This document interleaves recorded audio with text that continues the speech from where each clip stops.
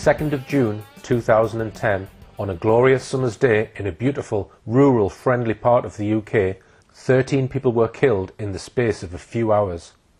All 13 victims were killed with firearms spread over a 20-mile stretch of the coastal region of Cumbria, starting near Whitehaven, then travelling southward towards Seascale. I have visited Cumbria 4 times now, carrying out my own independent investigations into these events, and I've spoken to many first-hand witnesses who saw what took place. I've also looked at the small amount of CCTV evidence available, and I probably now know more about these events than anyone other than those who have seen the official police files. This film will present my findings of these investigations, and it is intended to show that the case needs to be reinvestigated, because this film will demonstrate that it is not clear exactly who was responsible for all of these murders. Many questions still need to be answered. I am happy for people to send me their own evidence, and I am happy to be corrected on information put forward in this film, as long as that evidence is well founded and not an attempt to divert from the truth. According to the mainstream media, and according to the verdict of an official inquest, all of these murders were carried out by one single gunman, acting completely independently. He was 52-year-old taxi driver Derrick Bird. At this point, those of you familiar with this case might be listening to what I am saying in absolute disbelief. If you are, I would like to ask you to consider these questions. What evidence have you personally seen that proves to you that Derrick Bird killed all 12 of the victims? Have you seen conclusive proof derived from each of the 24 separate shooting locations that show it was Derrick Bird acting alone who fired every single bullet? If you have seen such proof, then please say what it is out loud now. I can help you out with these questions. The only evidence available in the public domain is a handful of media statements from witnesses who say they knew Derrick Bird and say they saw Derrick Bird in Whitehaven at just 3 of the 24 locations where bullets were fired.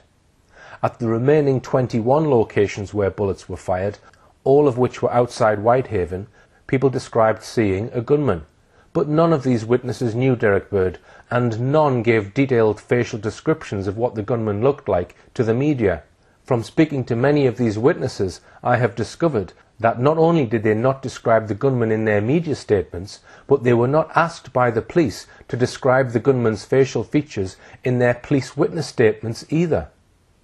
It seems that because a small handful of witnesses who knew Derrick Bird claimed they saw Derrick Bird in Whitehaven at 3 out of the 24 shooting locations, it was assumed that the gunman must therefore have been Derrick Bird at the remaining 21 locations. We cannot assume that Derrick Bird was present at the remaining 21 locations if no witnesses described what the gunman looked like. History tells us there is often a lot more to lone gunman incidents than what is immediately apparent, and we must not fall into the trap of making gross assumptions if we are going to get to the truth. As I mentioned, 3 of the 24 shooting locations were situated in the busy town of Whitehaven, and 2 of these locations were captured on CCTV. But why have I not been able to find any images which clearly show Derrick Bird with a gun in his hand in Whitehaven, or anywhere else that day? I repeat, I cannot find a single clear image in the public domain showing Derrick Bird with a gun in his hand. Now that I have explained that not enough evidence has been made available to the public to demonstrate what happened, I'm going to take you on a journey which explains my findings about this mystery, and in doing so highlight the many questions which still remain that could point to something entirely different to the official story. The golden rule about finding the truth in any investigation is to ask the right questions, but most importantly, in the right order. This might seem obvious, but almost everyone has fallen into the trap of not doing this in the Cumbria massacre case. The questions which should be answered strictly in this order are: what happened? How did it happen? Who was responsible? And why did they do it? The schoolboy howler error that most have fallen into with this case is to jump to the 4th question before they have even addressed the first question. This isn't surprising because mainstream media have been attempting to explain why the alleged perpetrator carried out these murders from day one, before any detailed investigation was carried out. But more on mainstream media later. The most common motive that people will automatically quote you in this case is that Derrick Bird was up to his eyes in debt. This is completely untrue. It was revealed at the official inquest that Bird had £22,000 in savings and did not owe the Inland Revenue a penny, as people have claimed. His net earnings were around £6,000 a year, and he was therefore on tax credits and not liable for any income tax, nor were the Inland Revenue chasing him for any income tax. Looking at motives before you have established what happened is destined to give you the wrong answer. So I will tackle motives much later in the film, after I've examined evidence. Before I go into detail on that evidence, there are some important points that everyone should know about past lone gunman incidents. There are dozens of lone gunman cases, and many have turned out to be more complex than immediately reported. Let's mention just 3 high-profile shooting incidents that were initially reported as lone gunman assassinations: the JFK assassination, the Bobby Kennedy assassination, and the John Lennon assassination. I advise you carry out your own research, but I would argue that in all these cases the gunmen were in fact patsies.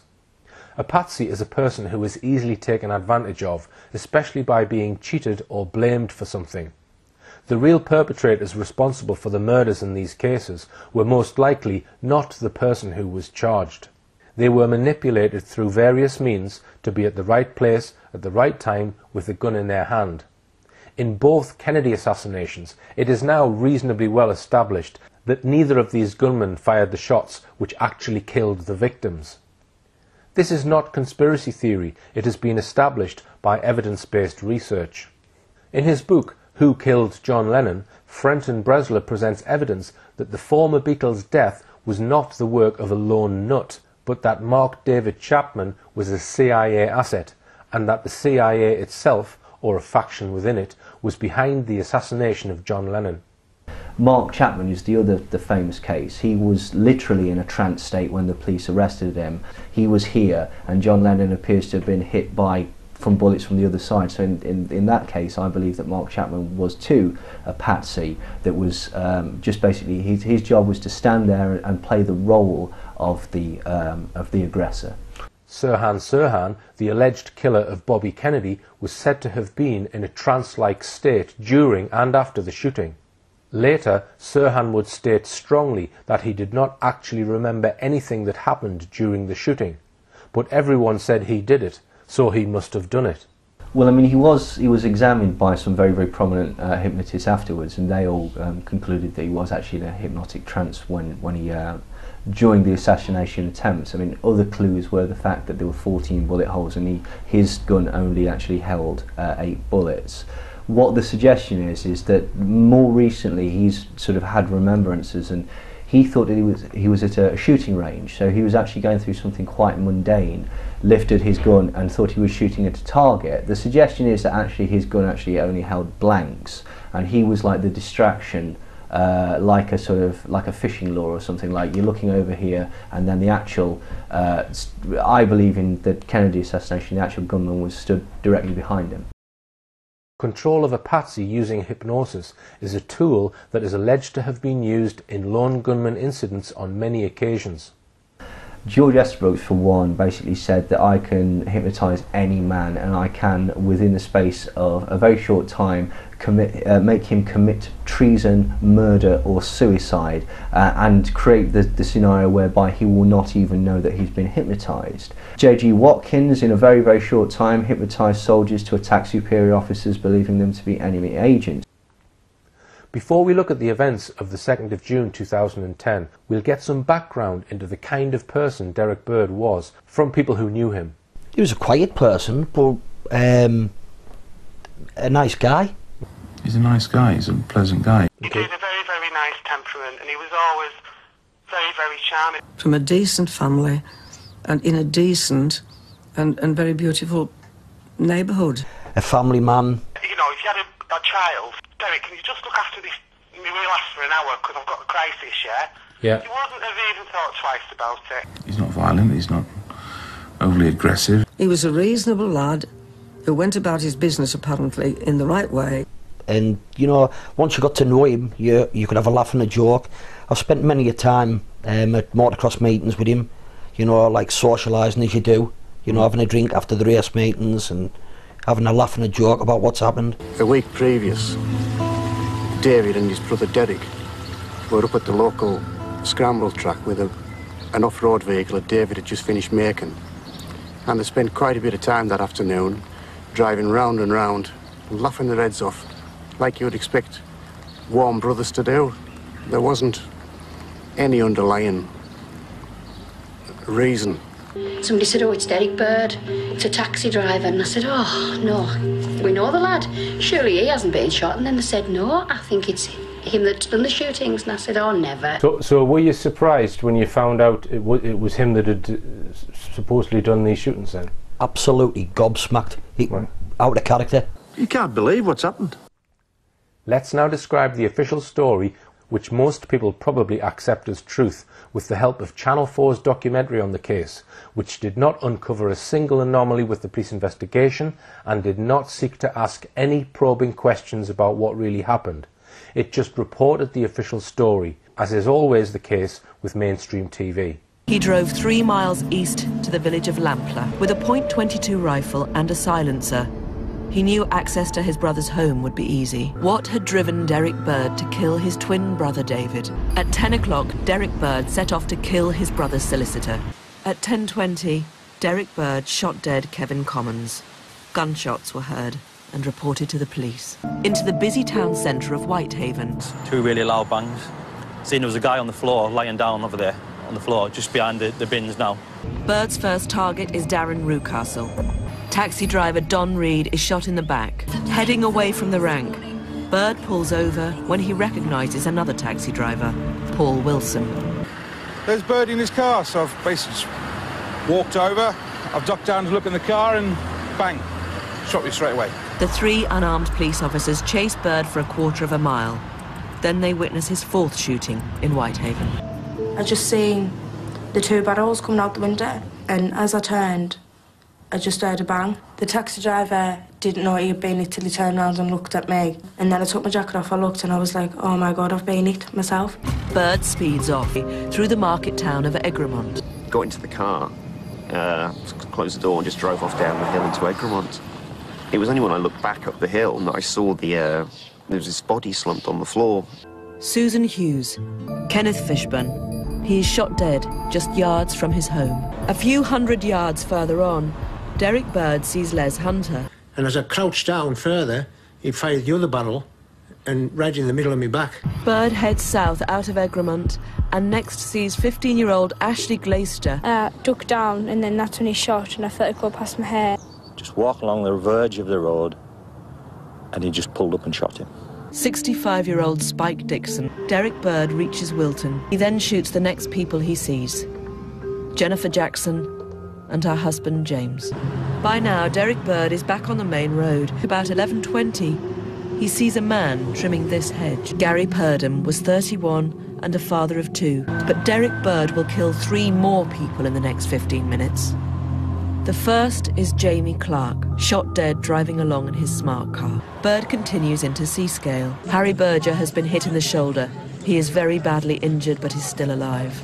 26 seconds after Bird's Picasso has passed the CCTV camera, there are 2 more gunshots.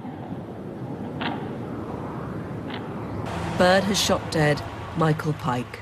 Moments after the death of Michael Pike, Bird kills Jane Robinson, shot yards from the home she shared with her twin sister. On a 2-mile stretch of road, there will be 6 more shooting incidents. Bird has shot at a campsite. He injures 4 more people in separate random shootings. His tyre came off up there and he stopped there. Derrick Bird has abandoned his taxi.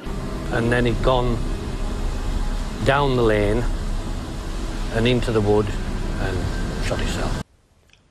I mentioned witnesses earlier, and we've seen a few already. From my research, of the 24 shooting locations, there were around 90 first-hand witnesses. Of these, I have been able to find 59 of them mentioned in mainstream media, I have had personal contact with 36 witnesses. Of these, 26 have given me information about what they saw. From my own witness accounts and from what has appeared in the mainstream media, I have ascertained that only 36 witnesses actually saw a gunman, and of these, 24 described the gunman in some way or other. Of these, 16 indicated that they thought it probably was Derrick Bird. Out of all the witnesses I have spoken to, the person who looked at the gunman's face for the longest period was witness Jill Culshaw, who was near the scene in C-scale of the 11th victim, Michael Pike. She states that the gunman was staring at her for between 30 seconds and a minute. Here is her statement. That was on the news. Right. The picture of the man, it looked nothing like what I thought that I'd seen, if that makes sense. Jill, can I ask that question on here and just record you saying that? Yeah. Is that okay? Okay, so I'm with... It's on my police statement. It's on your police statement, isn't it? Well, that's quite interesting. I'm with Jill Culshaw, and just tell us description of the vehicle and the person in the car. It was a Citroen Picasso. It was either a light green or light bluey colour, one of those weird Citroen colours. I'd seen him approaching the back wheel of Mike's car with the left-hand wing, front wing, very, very slowly, and thought, what on earth is he doing, as you would do.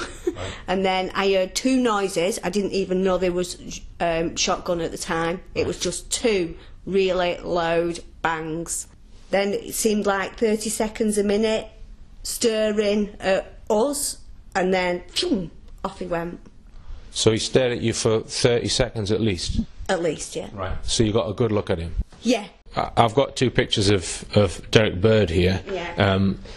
Because obviously what you've said contradicts the picture. It does, yeah. Right. The person that I thought that I'd saw was probably late 20s and black spiky hair. What was the length of the hair?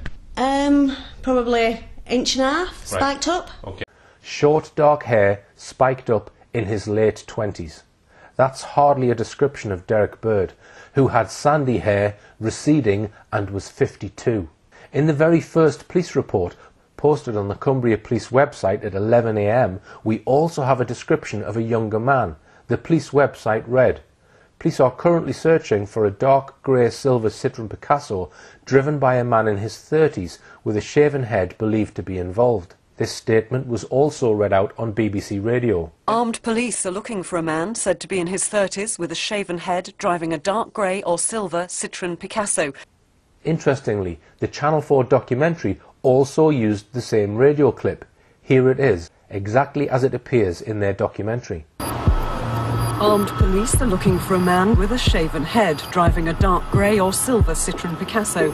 But hang on, let's play the original clip again. Armed police are looking for a man said to be in his 30s with a shaven head driving a dark grey or silver Citroen Picasso. And now the Channel 4 version. Armed police are looking for a man with a shaven head driving a dark grey or silver Citroen Picasso. So not only do we have two descriptions of a much younger man, but we see that mainstream television are withholding this from their documentary. The age being reported as in his 30s is close to what Jill Culshaw said, in his late 20s. Having discovered that a younger male may have been involved in these shootings, I wanted to get hold of the official inquest papers, which contain statements from all the witnesses. These statements might shed more light on whether a younger man was involved. In order to do this, I wrote to the coroner to request information and statements from the inquest, which I thought would be publicly available. After all, an inquest is open to the public. The coroner's office emailed me asking why I needed the information. I told them it was for a documentary which is seeking to give an accurate account of the events, therefore we need the inquest papers to be sure of our facts. The coroner, David Roberts, emailed me asking for further details about the documentary, such as who had commissioned it and which channel would it be aired on. I answered all of his questions, and after this he then refused to give me any information, stating, "Having considered the matter and the issues involved, I do not consider that you are a proper person within the meaning of Regulation 27. In the circumstances, I am not in a position to provide you with the documents you have requested. It seems my documentary hasn't been commissioned by the right organisation to warrant being given access to the inquest papers. Despite this, I set about carrying out further investigation and tried to track down witnesses myself. As you can imagine, this is not something you do lightly. Contacting witnesses who have seen people murdered with a firearm and asking them for statements is often met with refusal to cooperate. We don't want to talk about it. It has to be done with tact and patience. I've come back to Cumbria to try and speak to some more of the Cumbria shooting witnesses, because as far as I'm concerned there is a huge question mark over the description of the gunman and also the description of the gunman's vehicle. If you read mainstream media, it was Derrick Bird in a Citroen Picasso taxi, and that's the end of it. But I have highlighted several anomalies in the evidence which suggests there may have been at least one other gunman who was described as being in his 20s with short dark hair. There are at least 52 witnesses that I've identified. I've got their addresses here, so I'm interested to know from these witnesses, what did the gunman look like and what vehicle was he in. All of the pink numbers on here represent witnesses and where they live, the 52 that I've managed to identify. So we've got a couple of witnesses who live in Kendal there. I've already knocked on the door of witness number 50, but he wasn't in. We've got witnesses in Ulverston, a couple there. I'm going to go to those next. And coming up, we've got obviously a lot of witnesses in Seascale where 3 people were killed. As I say, a lot of those witnesses haven't spoken or have not given statements to the media. And then coming up, the other major place was Egremont. Got a number of witnesses there, and obviously Whitehaven. So these are all witnesses, some of whom have spoken, some haven't. Get on the way to Ulverston. After much perseverance, I managed to gather a significant number of testimonies and recorded a few interviews which we will look at in detail. I have identified 24 locations where a gun was fired, but of these there is only a tiny amount of CCTV evidence that has been made available. So let's look at CCTV evidence first and then come on to the witnesses after that. We have this piece of CCTV which is alleged to be Derrick Bird travelling south on the B5086 through Frizzington just after 5 AM. Derrick Bird lived in Rora and would regularly travel this road from his house to get to Whitehaven for taxi jobs. Usually after this mini roundabout he would turn right along the B5294 heading for Whitehaven. People have suggested this image is evidence that Bird was staking out his second alleged victim, Kevin Commons, who lived in Frizzington at Mowbray Farm. But Bird would travel this route every time he went to and from Whitehaven. So the CCTV image could just be proof that he was carrying out his normal taxi driving activities. I suspect the reason this clip has been released is because it shows his car within a few hundred yards of the turnoff for Mowbray Farm. He is alleged to have gone to Mowbray Farm 5 hours later, just after 10 AM along this road, to kill Kevin Commons, and there are no eyewitnesses who identified Derrick Bird at that second murder. There is an eyewitness to Bird driving along the Mowbray Farm lane at around 5 AM, which some have tried to put down to him staking out his victim. However, Bird had a meeting arranged with Kevin Commons for later that day, so it is possible he was just dropping off paperwork at his house prior to their meeting. The other CCTV evidence released is mainly filmed in Whitehaven. Before we look at it, I will explain the gunman's alleged route. He is alleged to have driven down Duke Street, stopped his car here at the beginning of the taxi rank, shot and killed Darren Rowcastle out of the passenger window, firing twice with a shotgun, then moved his car several feet further forward toward the other end of the rank, jumped out of the car leaving his vehicle in the road, pursued another victim on foot, fellow taxi driver Don Reed, who he shot with a rifle at point-blank range in the back, leaving him on the pavement. He then got back into the car and drove around the town centre one-way system and then back down Duke Street for a second time, this time stopping momentarily at the taxi rank to fire 2 shots out of the passenger window into a wall, luckily missing any people. He then sped off to another part of Whitehaven. So let's look at some CCTV of this. This piece of CCTV shows the gunman passing the taxi rank at some point before passing the rank for the final time. This may be immediately after the first shooting, or it could be from some time earlier. We're not exactly sure when this clip is from. It is claimed to show Derrick Bird with a gun. I would argue the image is not clear enough to be able to conclusively identify who it is, nor that there is a gun. This piece of CCTV shows the gunman's vehicle driving around the one-way system, presumably between the two incidents on Duke Street. And this video is the only CCTV available filmed when bullets are being fired. It is filmed from a different angle at the far west end of the street during the second approach down Duke Street. We see the gunman's car pull up here, and then people react to the shots fired out of the window into the wall. On this occasion, the gunman does not get out of the vehicle. If we were to view CCTV from this camera angle just 3 minutes earlier, we would see the gunman's vehicle pull up here, the gunman get out of the vehicle with a gun and pursue Don Reed up the street. However, CCTV from this camera has not been released for that time frame. In fact, there is no footage I've been able to find showing the gunman in the street in Whitehaven wielding a gun. This news article states, images recorded by a surveillance camera are understood to show in high definition the exact moment Bird pumps bullets into the head of his 43-year-old colleague. The footage is so horrific it can never be shown to the public, say police. The camera, located directly opposite the taxi rank in the centre of Whitehaven, Cumbria, first focuses in on Bird as he beckons unsuspecting Mr. Rocastle towards him. Then footage in full colour shows Bird exploding with rage as he blasts Mr. Rocastle before turning his gun on Don Reed, said a source. The source is not named. The article goes on. Last night, Cumbria police confirmed the Duke Street incident was captured by a 360-degree dome-style camera monitored by council staff at a dedicated central headquarters operation room. It also feeds live pictures into the control centre at Whitehaven Police Station. Both civilian operators and their police counterparts have the ability to move the camera and pan in on events, usually minor street disorders and public drunkenness. I am very suspicious about the accuracy of this article. Firstly, it says the camera focuses in on Bird as he beckons unsuspecting Mr. Rocastle. Remember, no shots had been fired in Whitehaven at this point. Bird was not even a suspect. Why would the camera focus in on Bird just because he beckoned over a colleague?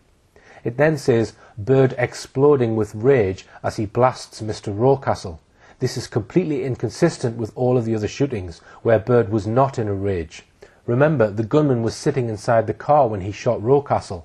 Would a CCTV camera really pick up somebody exploding with rage inside their vehicle? Like I said, there appears to be no clear images available to the public showing Derrick Bird with a gun in his hand. If police have high-definition images from CCTV in Whitehaven, why haven't we seen them? Why have we not been given images of the gunman getting out of his car, which according to this article must exist? We would then be able to make some judgment, independent of what witnesses have claimed, as to the identity of the gunman. But so far, we rely wholly on eyewitnesses. The argument for the withholding of this CCTV is because of the sensitive nature of the images. This is a lame excuse, because we are not asking for images of any victims, only the gunman. Victims could easily be removed. And secondly, here is an image put out in our media of David Rathband, who was shot by Raoul Moat just 1 month later. It seems the media and police only release images when it fits their agenda and not for the public benefit. Another anomaly to draw attention to is that in the image of the gunman's car passing the rank from the side, the vehicle appears to have a yellow sign on the roof. In none of the other images do we see a taxi sign on top of the car, including the one at 5 AM. Perhaps the gunman removed the taxi sign shortly before the assaults on the taxi rank. There are no eyewitnesses in Whitehaven to him removing the taxi sign from the roof. Could this point to a second vehicle being involved? Or could these images have been filmed on a previous day perhaps?